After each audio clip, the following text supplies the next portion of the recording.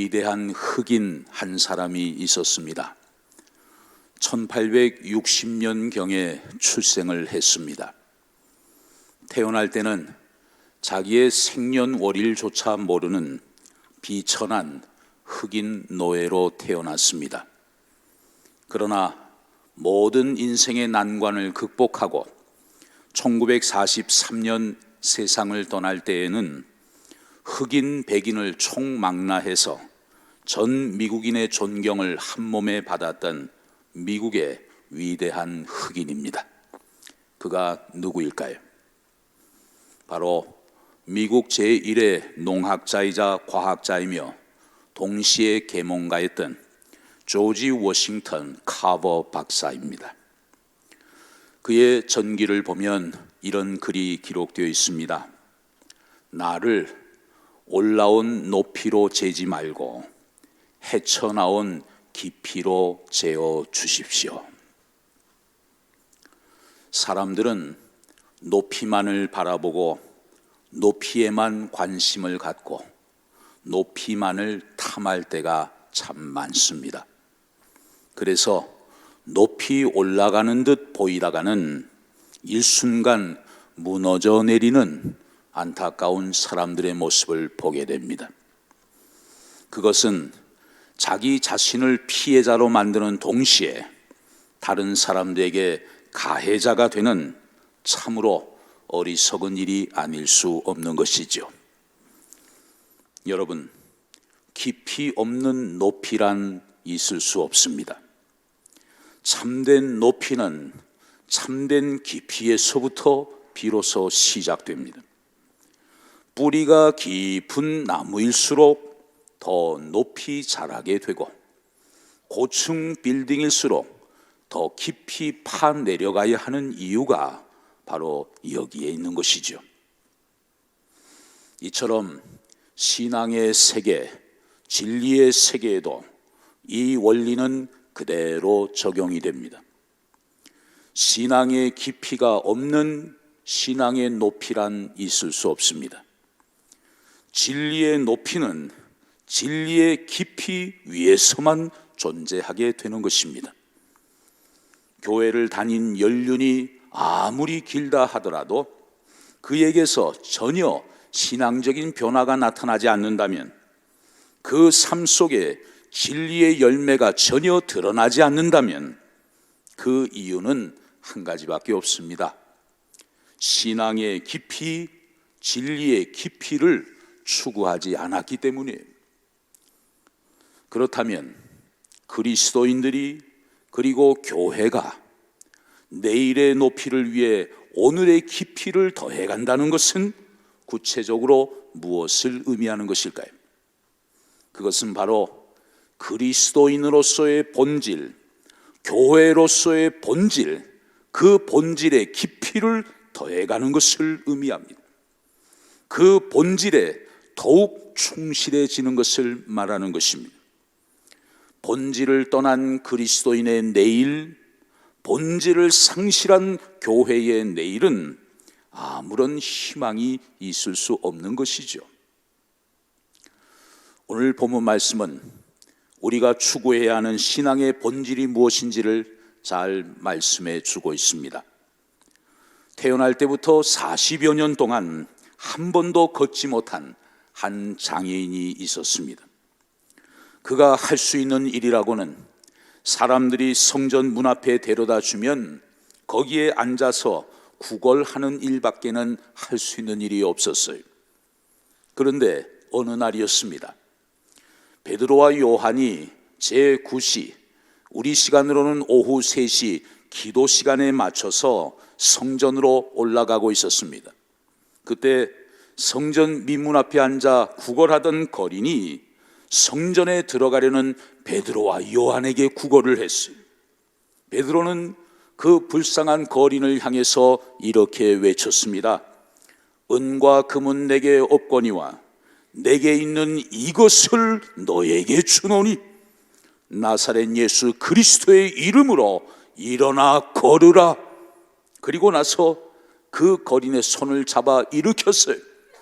그 순간 어떤 일이 일어났을까요? 사도행전 3장 7절 8절에 보면 오른손을 잡아 일으키니 발과 발목이 곧 힘을 얻고 뛰어서서 걸으며 그들과 함께 성전으로 들어가면서 걷기도 하고 뛰기도 하며 하나님을 찬송했다고 성경은 증언하고 있습니다. 이 사건에서 우리가 주목하고자 하는 것은 그 거린 주변에 있었던 사람들의 반응이 어떠했느냐 하는 것입니다. 사람들은 장애인 거린이 고침받는 것을 처음부터 목격한 사람들입니다. 이 기적적인 사건을 지켜본 그들의 반응은 어땠을까요? 사도행전 3장 9절 10절에 보면 모든 백성이 그 걷는 것과 및 하나님을 찬송함을 보고 그가 본래 성전 미문에 앉아 구걸하던 사람인 줄 알고 그에게 일어난 일로 인하여 심히 놀랍게 여기며 놀라니라 말씀했습니다. 주변 사람들의 반응은 한마디로 심히 기이히 여기며 놀랐던 거예요. 여기서 놀랍게 여기다 헬라어로 담보스라는 단어를 썼습니다. 어떤 행위를 보고 충격적인 놀라움으로 인해서 두려움까지 느끼게 되는 상태를 담보스라는 단어로 표현을 해요. 그리고 놀랐다 헬라어로 엑스타시스라는 단어를 썼습니다. 특별한 사건을 접했을 때 정상적인 평정을 다 잃어버리고 망연자실해질 정도로 큰 충격을 받는 것을 의미합니다. 이런 표현들을 통해서 우리가 느낄 수 있는 것이 있어요. 그 장애인 거린이 고침을 받은 사건은 당시 사람들에게 정신을 차릴 수 없을 정도로 큰 충격으로 다가오게 되었다는 것입니다.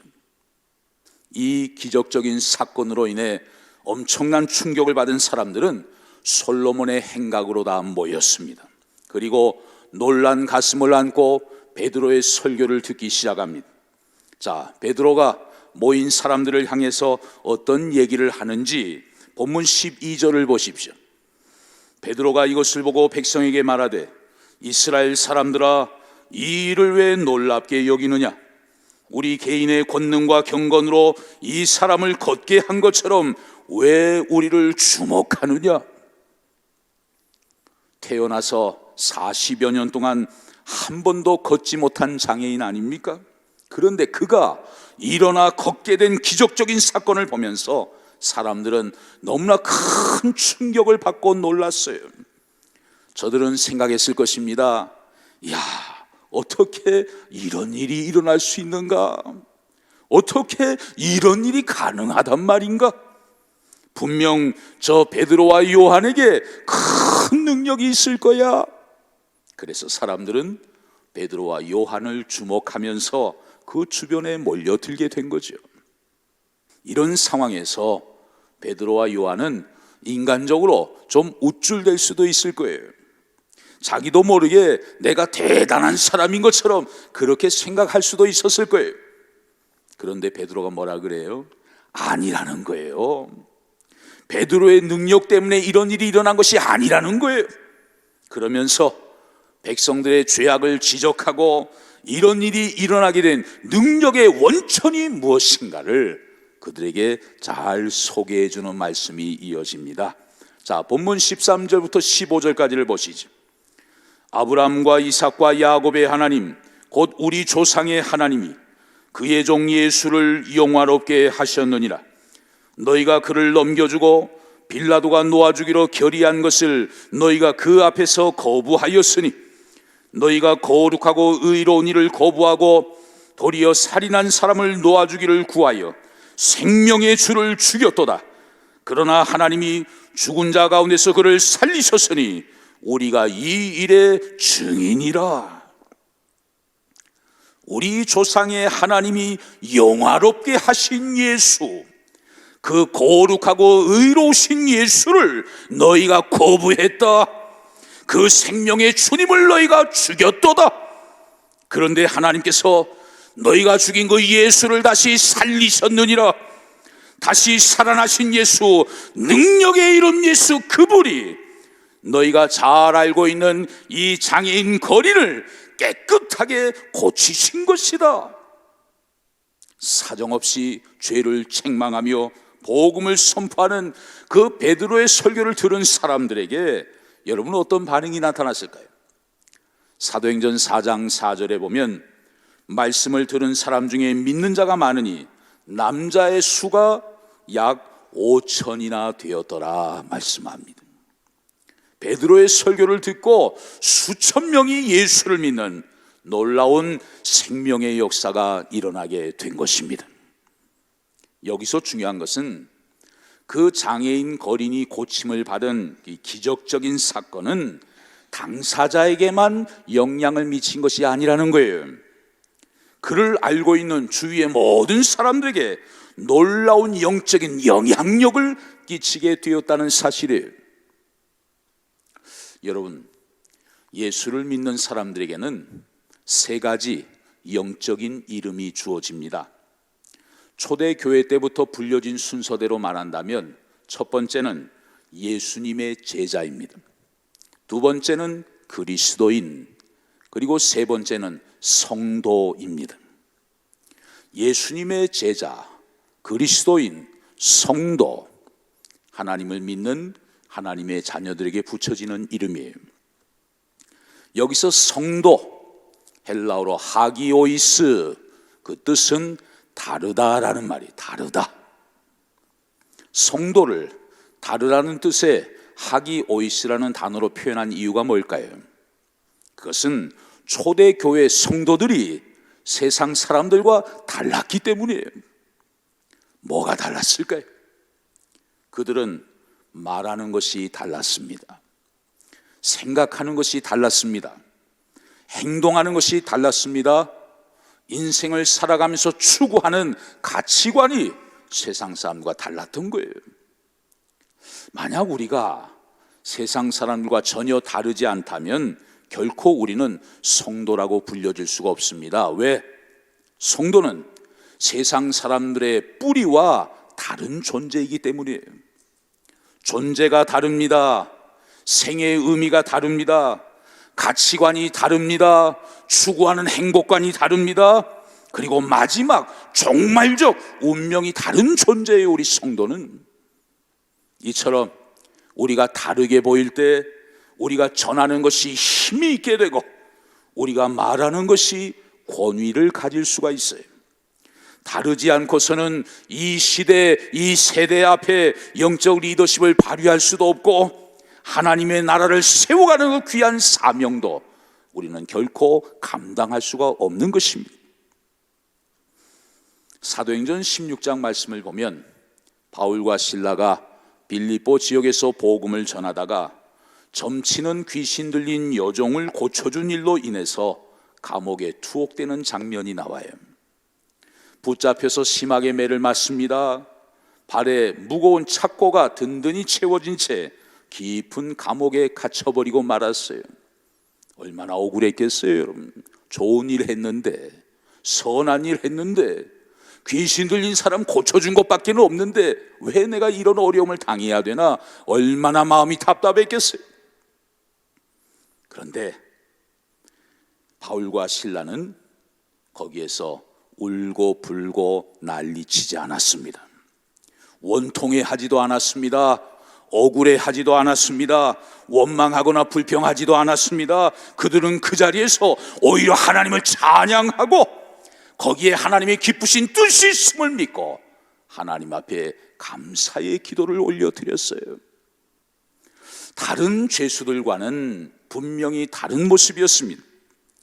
바울과 실라의 구별된 그 자세와 태도를 통해서 결국 그들을 지키던 간수와 온 가족들이 회심을 하게 되었고 결국 주님을 믿게 되는 놀라운 결과를 가져오지 않았습니까?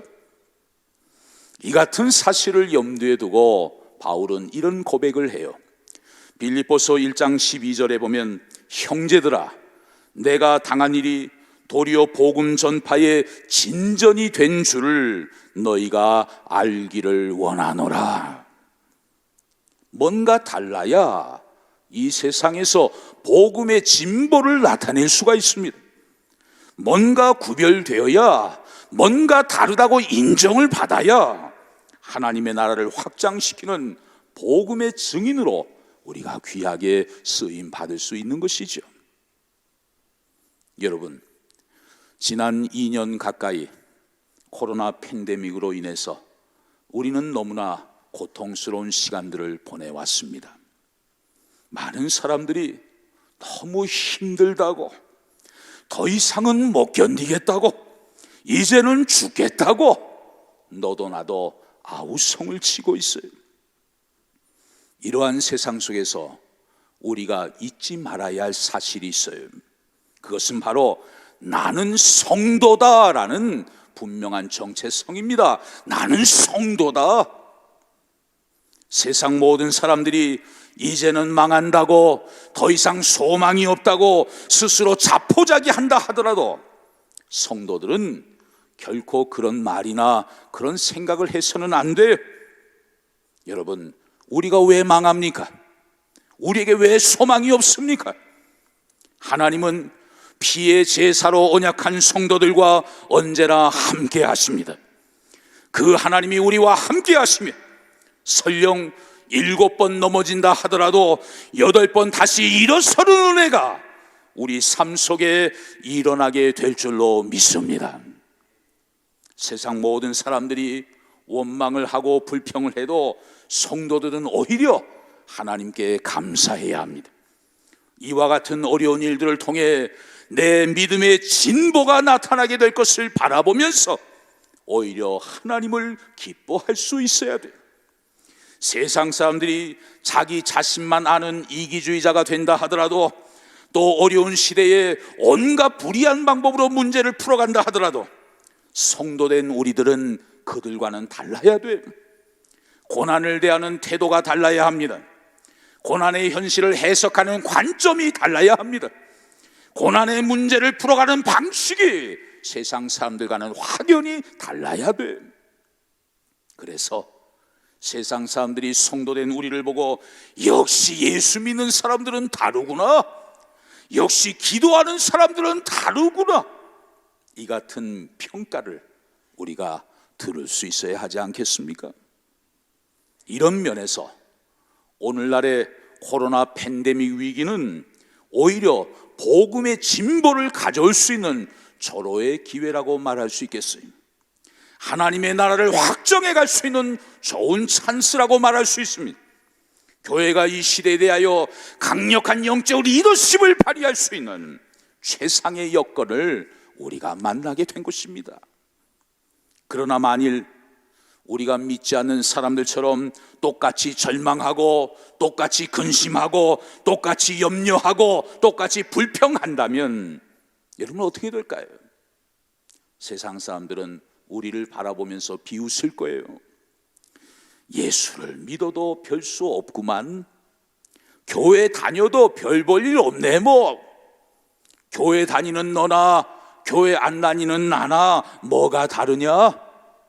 예수 믿는 너냐 예수 믿지 않는 나나 무슨 차이가 있는가? 기도하는 너나 기도하지 않는 나나 뭐가 달라? 오히려 교회 다니는 사람들이 더 난리구만. 기도한다는 사람들이 왜 저 모양밖에 안 되지? 우리가 세상으로부터 이런 평가, 이런 소리를 듣는다면 아마도 교회는 점점 더 설 자리를 세상에서 상실하고 말 것입니다. 이 세상을 향해 영적 리더십을 발휘하는 것은 고사하고 하나님의 영광을 가리게 될 것입니다. 결국 전도의 길이 막혀버리고 복음의 퇴보를 가져오고 말 것입니다. 여러분은 어떻습니까? 여러분은 좀 다르십니까? 사실 우리의 솔직한 고백은 세상 사람들과 다르지 않다는 거예요. 믿는 사람이나 믿지 않는 사람이나 피장파장인 것 같습니다. 먹는 것, 마시는 것에서부터 욕심 부리는 것, 마음 씀씀이 하나하나에 이르기까지 세상 사람들과 전혀 다르지 않아요. 고난의 문제를 대하는 태도나 고난을 풀어가는 방법 모두 세상 사람들과 구별되는 것이 없는 것 같습니다. 가치관이 같습니다. 물질관이 같습니다. 생각하는 것도 추구하는 것도 말하는 것도 같습니다. 어떤 사람이 믿는 성도인지 어떤 사람이 믿지 않는 사람인지 전혀 구분이 가지 않아요. 사실 세상 사람들이 염려하는 것보다 오히려 우리가 더 염려하고 있지 않습니까? 세상 사람들이 힘들어하는 것보다 하나님을 믿는다는 우리가 오히려 더 힘들어하고 있지 않습니까? 기도하는 사람과 기도하지 않는 사람 사이에 별로 차이가 없어 보여요. 말씀을 듣는 사람과 말씀을 듣지 않는 사람 사이에 별로 구별이 없어 보여요. 교회 다니는 사람과 교회 다니지 않는 사람이 별로 달라 보이지 않아요. 이것이 교회와 성도들에 대한 세상 사람들의 시각이요 평가가 아닐까요? 오늘날 피로 값주고 사신 주님의 몸된 교회가 사정없이 훼손되고 있습니다. 교회의 권위가 무너지고 교회의 존엄성이 깨어지고 교회가 목숨을 걸고 지키고 보존해야 하는 그 신앙의 신비가 여지없이 이 세상에 짓밟히고 있는 너무나 안타까운 현실을 우리가 목도하고 있어요. 교회가 마치 이 세상의 문제 집단인 것처럼 비춰지고 있는 오늘의 현실 한가운데 우리 그리스도인들이 서 있는 것입니다. 그런데 무엇보다 더 심각한 것은 이처럼 교회를 함부로 왜곡하고 선교의 막대한 지장을 초래하고 국민 정서의 낭패와 불신감을 조장해도 한국교회와 성도들은 아무런 손을 댈 수 없을 정도로 깊은 무력감에 빠져 있다는 사실이에요. 여러분 어떻게 해야 되겠습니까? 사랑하는 성도 여러분, 우리는 다시 신앙의 본질로 돌아가야 합니다. 대림절 두 번째 주일을 맞이하면서 신앙의 본질 되시는 예수 그리스도에게로 우리는 다시 돌아가야 합니다. 왜 그럴까요? 예수의 이름이 능력의 원천이기 때문입니다. 예수의 이름이 죽은 자를 살려내는 생명의 원천이기 때문입니다. 예수의 이름이 연약한 자를 강하게 하는 힘의 원천이기 때문에 예수의 이름이 어리석은 자를 지혜롭게 하는 지혜의 원천이 되기 때문입니다. 베드로는 선포했습니다. 본문 16절을 한번 더 보시죠. 그 이름을 믿음으로 그 이름이 너희가 보고 아는 이 사람을 성하게 하였나니 예수로 말미암아 난 믿음이 너희 모든 사람 앞에서 이같이 완전히 낫게 하였느니라. 말씀 뒷부분의 구절이 눈에 들어옵니다. 이같이 완전히 낫게 하였느니라. 무엇을 통해서? 예수로 말미암아 난 믿음을 통해서, 진실된 믿음을 통해서. 전혀 불가능해 보였던 40여 년 동안 한 번도 걷지 못했던 이 장애인 거른이 걷게 되는, 완전히 낫게 되는 놀라운 역사가 예수 믿는 믿음을 통해서 일어나게 되었느니라. 베드로는 담대하게 선포했어요. 그렇습니다. 능력의 이름 예수 그리스도를 우리가 진실하게 믿으면 그 믿음을 통해 우리의 모든 아픔과 상처가 완전히 낫게 될 줄로 믿습니다. 여러분 모두 능력의 원천이며 생명의 원천이 되시는 예수 그리스도의 이름을 진실하게 믿음으로 말미암아 고치시고 싸매시고 완전히 낫게 하시는 그 회복의 은혜를 경험하며 살아가는 행복한 저와 여러분들이 다 되실 수 있기를 주의 이름으로 축원합니다.